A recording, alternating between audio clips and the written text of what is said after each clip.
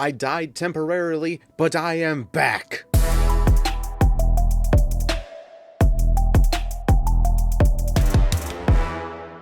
Yeah, sorry about the absence since the launch of Black Ops 7. Holidays came and went, and with it, I got myself a nice bout of sickness. So right away, apologies if I sound a little more strange than usual. I am feeling better, but I still can't shake some of the after effects, like a cough that steals my soul randomly. With that out of the way, we are here today to talk about Astra Malorum, the first map in the post-launch era of Black Ops 7. You may be wondering why this video isn't out right around the launch of the map, and I am so glad you asked because I would love to tell you why. I would not feel correct or complete or thorough enough if I just crapped out a video on the same day the map dropped to talk about how good or bad it is. I need time to digest it, I need time to play it and let my first impressions settle and then potentially change. I need to play it as straightforward as possible to see what it is like to simply survive. I need to see how the wonder weapon is acquired, and most importantly, I need to do the Easter egg and then do it multiple times at that to really get a feel for it. It would not be correct of me to rush a review video out of the door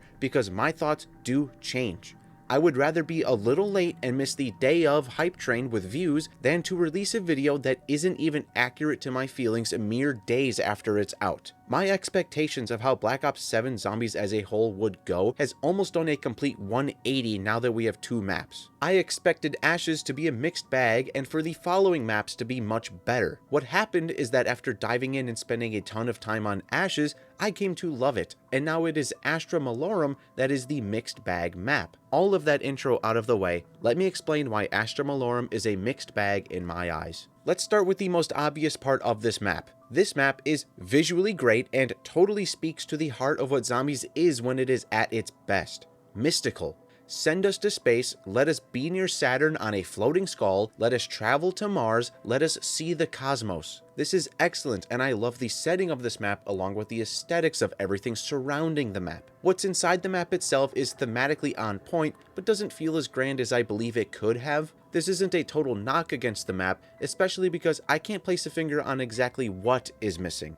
This is likely just more of a me thing, but I wanted to point it out. I do briefly want to take you back in time to a little map called Liberty Falls. In there, people complained about the doors being boring, and some of them just being blue laser beams. I agree with the sentiment, and in an older video, I gave some small alternative ideas. Here in Astra, they took what could have been a simple door just like Liberty Falls had, but they made them zombies unique and made them more interesting to open and interact with. These gates are my example, as they could have just swung open or disappeared, but instead, they make them float away and vanish in a purple pop. That is how you take a small issue and correct it to make it blend into the mode that is Zombies. The layout of this map is actually quite good, with plenty of pathways and convenient locations for the stops you will make for gobblegums, crafting, pack-a-punch, or anything else you need. I find it interesting that this map is laid out in almost the same way as the Tomb, but this time it flows better. Both of these maps are a ring that surrounds a central hub. This time though on Astra it all flows better because the central hub is not separated by teleporters and loading screens. When you wanted to use the middle of the tomb to quickly cross through the map instead of running around the ring, you would be met with teleporter loading screens that made the process slower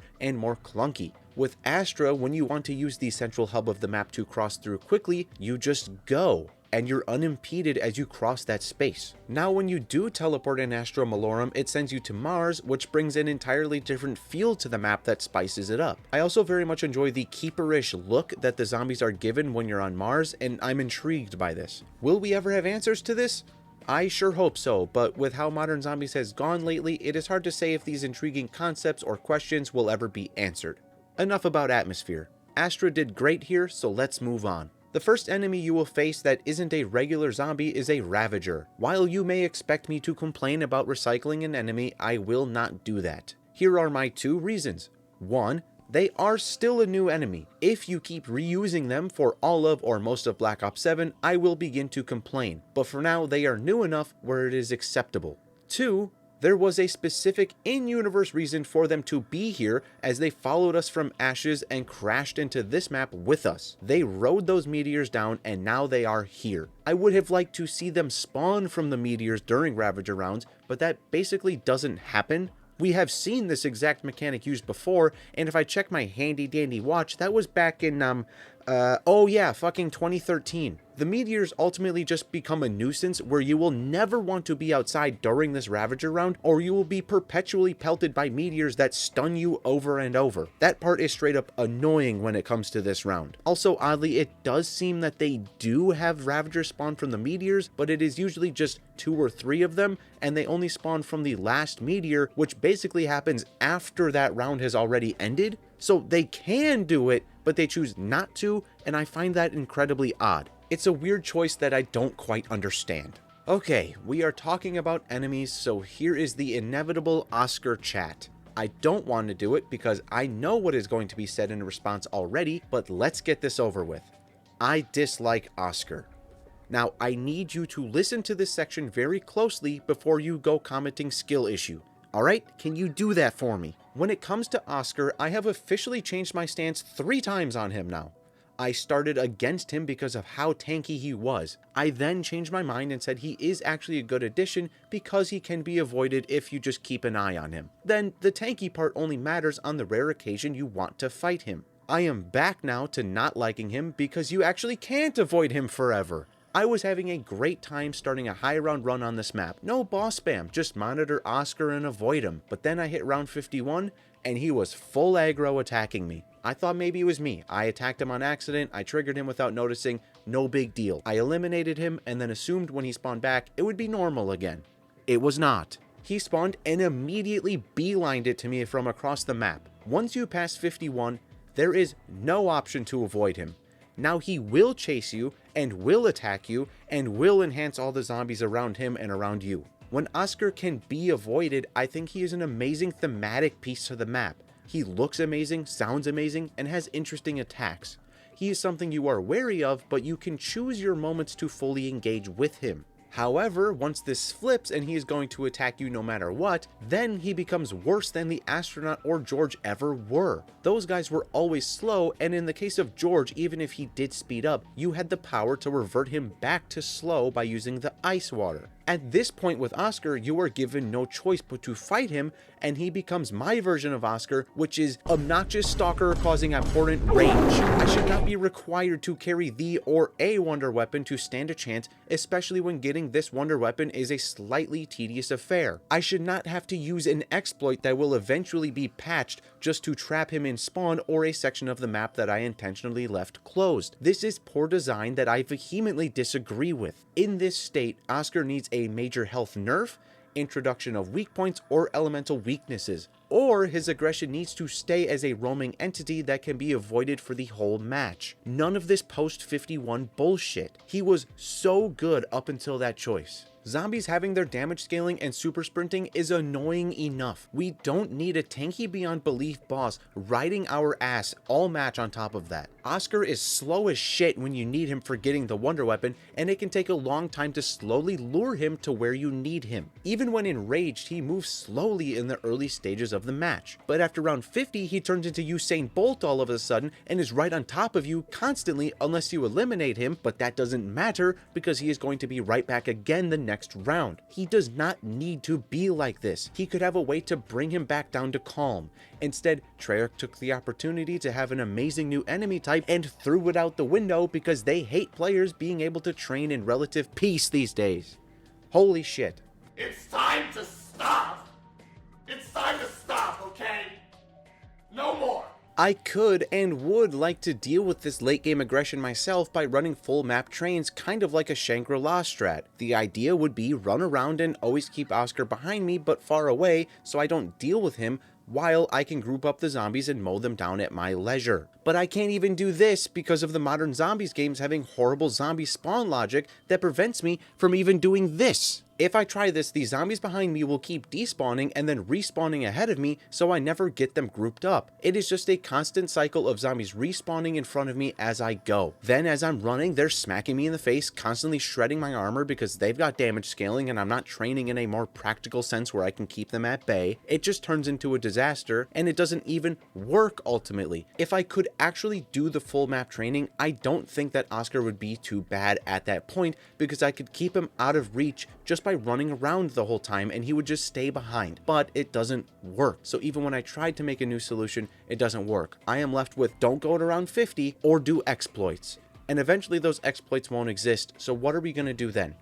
I'm not going to play past 50, that's what I'm going to do. There are a whole lot of elements in play here, so let's keep it simple. When it comes to round 1 to 50, I love Oscar. When it comes to round 51 plus, I hate Oscar. That there is a clear example of the mixed bag that Astra Malorum is. When it comes to simply playing the map, loading in and using whatever weapon you start with or you get from the box, this is a perfectly acceptable map. It is fun, but not overly exciting in any way. You absolutely can jump in here and get to taking out zombies and have a good time. If you stay below round 50, then this is easily one of the best modern zombies maps to play just to survive and run around in. And this is due in large part to no boss spam while you can avoid Oscar in the early rounds. I do want to mention the traps of the map here. We have 2 to work with. Neither of them attract zombies, but that in itself is not an issue. The lasers work just fine despite there being no attraction element. What isn't fine is the middle trap. Oh my Lanta, I cannot stand this thing. It doesn't lure in zombies, which means you need to run laps inside the area of effect. This trap is a barrage of explosions that shake your screen so violently that you can't see anything, and it feels like an actual earthquake is happening in real life. This is ridiculous. I get it, there are explosions, but please, can we relax a little bit so that I may see? It's a small thing, but it bothers me, as you can tell. Okay, I think we have talked enough about the foundation for this map, so let's slip into the wonder weapon and Easter egg talk now. Up first, oh no, I got Ligma. The LGM-1 is our newest wonder weapon to play with. First and foremost, it is brand new, so congratulations Treyarch, you're doing good so far with Black Ops 7 in that regard, so keep it up. So what is the quality of the LGM? It's good. I prefer the Gauntlet in many ways, but this Ligma also has plenty good going for it. The fact that both of these wonder weapons are essentially infinite ammo is great. Gauntlet is infinite if used properly, and the LGM-1 is outright infinite ammo. The LGM-1 works in 2 ways for you. Against zombies, it is a strong but single target weapon that you'll be able to fire quickly as your shots return to you. There are instances where it can affect multiple zombies, but it is between 1 to 3 of them, and it's 99% of the time that it's only going to be 1 or 2 maybe. So for the most part, it is a single target weapon at heart, with very rare occasions that it will not be. Against higher health enemies, the shots you fire will stick and do damage over time with little UFOs flying around. This is a pretty strong damage against a single target, especially when you stack your shots on the same enemy. Once these shots are timed out or the elimination is made, those shots return to you. If that enemy still stands, you can fire more shots and begin the tick damage cycle again. It is a unique and fun weapon. It also looks great. I believe many people will be disappointed in this wonder weapon because it isn't flashy and strong against hordes of zombies. I, however, do appreciate that this is a highly specialized weapon that is focused on high health single targets as its bright spot. It is designed for that, and it works best when it is used in that setting. It also can be used against a horde of zombies, and with infinite ammo it will eventually take them down, but that isn't its purpose, so it takes longer than other wonder weapons would. For me, this is a thumbs up wonder weapon, and I have no issues with its uses. The only thing I would place as a complaint is the steps to acquire it. Having to eliminate Oscar 3 times is tedious and not my favorite thing. First issue is that he is so slow, it is aggravating. I want him at one of these traps, but if he is across the map, I have to slowly, agonizingly slowly, walk him over to where he is needed, and it feels like a complete waste of time. The other issue is that during this time of the match, he has gaps in respawning, so there is simply a good chunk of downtime as you wait for him to come back. Once done 3 times, the wonder weapon is yours and you're good to go. It isn't bad per se, but it could have been a smoother process. However, once you have the wonder weapon, it is Easter egg time. Getting the wonder weapon is the slowest part of this egg. After this point, you can really start to rapid fire through some of these steps. Out of all sections of this video, the Easter egg is the one that benefited the most from me taking more time and more runs of the map before setting in on my opinion. Just a few days ago now, I got home from work and slammed out 3 solo completions in one night. I have gotten myself very familiar with this egg, and that is to its benefit. After my first completion, I felt pretty lackluster about this Easter egg. It didn't do anything to impress me. me. After more runs of it, I have come to appreciate it more. This is not a long Easter egg at all, but it really hits on some of my favorite Easter egg elements across the years. There are many codes to sort out and remember, codes to input at different locations. There are puzzles, and some of these puzzles involve the planets and astronomy, which is always a big win for me. The Easter egg introduces a new playable space on Mars, which is great to see and have. There are moments focused on symbols being in a sequence that you have to recreate later. Many things here are great, and for me, it is a mostly positive experience. My one issue I would say I have with this Easter egg is the step on Mars when you are catching the Ascendant Eye. I have found this step to be buggy and frustrating at times. Sometimes it fails immediately when you shoot the first pylon. Sometimes it gets lost out there and doesn't respond when you shoot the next pylon, so it fails you. Sometimes it comes to the playable space, but it never gets to a reachable location and then just leaves, so you have to do it all over again. Sometimes it is in a spot that's reachable with low gravity, but at that time you're in normal gravity and you can't reach it. When it works smoothly, it is a fine step. When it has issues, which I have had many issues, it is annoying. But you do this and you enter in some of the symbols in the correct sequence and you'll be onto the boss fight. This Easter egg is, again, small, but it's an overall win in my books. It is a bit shorter, but what is there is fun to accomplish and I enjoyed it. There are flavors of Voyage of Despair there, which I like because I enjoyed some of the Voyage Easter egg steps, and this is similar but on a much smoother map to play. And it is now time for the boss fight. We're on to our next Shadowsmith to tackle, and this is going to be the sister of the previous boss. They are two siblings, and Vaetherion wishes to help us in freeing his sister, which is nice for the story. This is a massive 4-phase fight, with the first phase even having basically 3 mini phases inside of it. This is a large and difficult undertaking that I have grown to have some issues with that crop up further into the fight. We will get there when we get there, but phase 1 is taking the skull down and getting the boss to be within the arena with you. This is pretty simple and it's solid. Phase 2, we have the boss in the arena as a floating stone golem of sorts that chases you around. Phase 2 is solid, but issues do start to pop up here, and they get worse in phase 3, where now we will finally talk about these issues. The overarching idea with these final 3 phases of the fight is to keep moving. Stay running from the boss, stay running from their ranged attacks as well. In concept, there is no issue with this. In practice, it can be miserable. It's actually much like the Ashes of the Damned boss fight where you needed to keep moving, but Tessie was unable to match the required agility and speed you needed at the launch version of that fight. Here, it isn't Tessie slowing you down, it is your legs, gravity, and a janky wonder weapon. Legs and gravity go together a bit as you need to run, but there are many times where this isn't working in your favor. Try to slide to get a speed boost? Oh well, there is a decent chance your character will just crouch, even further slowing you down. Do you need to be on the move? Well, most of the boss's attacks will knock you off the ground, and in low gravity, this causes you to slowly float almost in place, making it easy for the boss to run you down. Did you try using the wonder weapon? Well, fuck you, because there's a really awkward delay where after shooting the weapon, there's a good second or two that passes where you cannot sprint. In a fight where the boss is fast and also has ranged attacks, it is incredibly frustrating to be battling jank and gravity just as much as you're fighting the boss itself. I think one key change that would help at least some of these issues would to be keeping the gravity at normal during the fight. Removing those many seconds you can spend stuck floating against your will would be helpful. You can also fix the janky wonder weapon delay, and hey, while you're at it, make it so that when I request a slide, that my character actually slides. I never was upset at the boss itself. When I was getting mad in this boss fight, it was always because of my character not running, not sliding, or being a sky ballerina refusing to touch down to the ground. I think this is an incredible boss that has dragged down my movement jank just like the previous boss. Now the final 4th phase also has these issues, but I wanted to point them out now as it becomes hard to deal with in phase 3 and then even worse in phase 4. What is nice about this last phase is that Vaetherion will give you a blessing to assist you and help you get more equipment to use in the fight, which is a great tie-in to the previous map and great incentive to keep up with doing other maps' Easter eggs. If there are going to be potential benefits chaining down the line, that would be very helpful and a way to keep people engaged. If I do the previous map's Easter egg, it may help me in the next one. I like that side of it. It's also just good for the story that you have this brother helping you fight his sister to free her. Him helping you is by proxy helping his sister. It is a small but nice touch. Another puzzling issue is that there are no max ammo or max armor drops throughout this entire fight.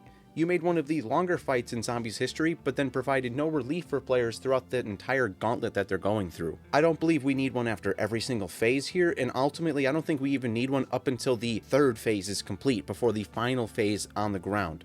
At that point, it would be nice to have a little break, a little thing to get you juiced into the last fight. Of course, the Vatherion blessing is nice, but it is not as helpful ultimately as getting your ammo and your armor especially refilled. I've played this fight many times and I've not really had issues with ammo. You got the LGM and plenty of ammo does seem to drop throughout the fight, but armor does not drop nearly as much, and I am often having to buy armor throughout, but that doesn't even replenish my backup plates. It just gives me 3 on my initial health bar, and then I'm screwed after that again, and I'll have to come right back around to buy more. At least 1 max armor drop right before the final phase would be very helpful, because that's obviously the hardest part of this fight. This boss fight as a boss is a 9 out of 10. With the jank, it can come down to like a 6 out of 10. Once the boss is beat, you get a cutscene where the Warden is none too happy about your dealings in Ashes or Astra, and he puts you in a so-called timeout by dragging the crew underground. It is a cool cutscene, but I am getting weary slowly that we are seeing many interesting things, but again are not getting answers or seemingly progressing the story all that much in Black Ops 7. It is getting scarily similar to Black Ops 6 in that regard. Getting characters to be restored during this maps is at least some form of progression that is helping it feel as if the story is going somewhere, and I am still holding out hope that this starts to really feel like narratively it's going somewhere. We will see. For now, the story is not a negative. I am giving them time to unfold it in the future, but for me, it is on my watch list of potential problems going forward. But that is just about it. We covered the map itself, enemies, gameplay, the wonder weapon, and the Easter egg. What can I say about Astra Malorum?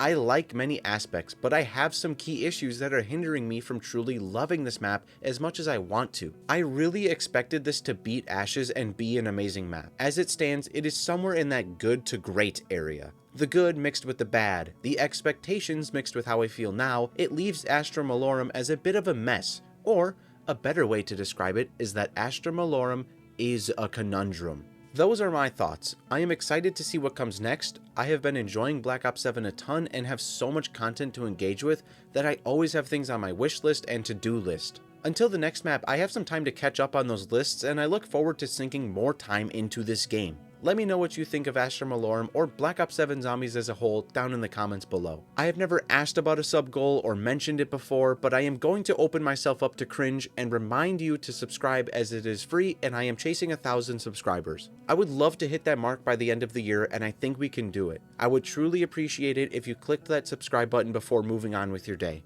I look forward to seeing and responding to all of the comments on this here video. I will see you all in the next one. Until then, keep taking out zombies and enjoy the holidays.